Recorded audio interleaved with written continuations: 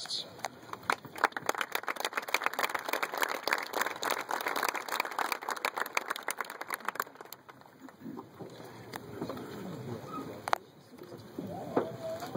Good evening, students, faculty, administration, friends, and family. Filling the hundreds of seats in front of me, I see leaders. I see teammates. I see my lab partner. I see class clowns, and I am staring at the heartthrobs. But most importantly, I see titans, those who go above and beyond, to the 212th degree, if you will, and always strive to beat the odds that are stacked against us. It is no secret that we are growing up and living through a time where the odds aren't always on our side.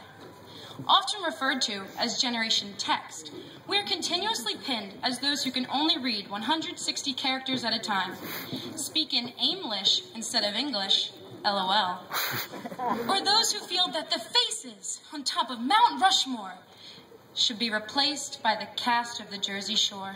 On top of these degrading stereotypes, we are also facing a challenging future where the cost of attending college is equivalent to the cost of buying a townhouse, and where the unemployment rate has reached almost 9%. We're about to enter a world where global warming lets us swim any day in November, and apparently the end of the world is right around the corner. Now, I know what they say about people who assume, and thanks for that, Mr. McGlone. But here's an assumption anyway. All of us are pretty scared right now. We have the little fears. Will I trip on the way up to receive my diploma like Lizzie McGuire? Don't act like you haven't seen the movie. Like, how many text messages will I miss during this long ceremony? And we wonder why we can't defy the stereotype. But after we safely get up from our fall and check our text messages, we're faced with the big fears. And regardless of how many times we may have tweeted, "Need to get out of here, #college." Today, we all might be feeling just sad about leaving. But why? Why must this be the way we look at our graduation, our day of celebration? After today, our class will move on to attend colleges and trade schools, both near and far, or to start businesses, to create inventions, to cure the incurable, to think the unthinkable. Over the past 12 years, we have continually overcome the obstacles that have tried to hinder us from our goals. We have conquered the small feats, passing our 6th and 9th grade assessments, winning championships as the underdog, scoring the lead in the musical. But most importantly, we have never given up hope. We helped save the Shepherd School from closing down. We survived the infamous rapture, and we are about to graduate close to 600 students. We have successfully turned Generation Text into Generation Next. From our 3 glorious years here at CB South, we have learned that sometimes hope is the one thing that can help you survive. But along the way, we have learned some equally important messages as well.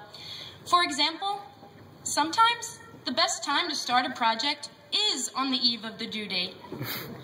Grade grubbing is an art form, and fighting for what you want is completely different than whining.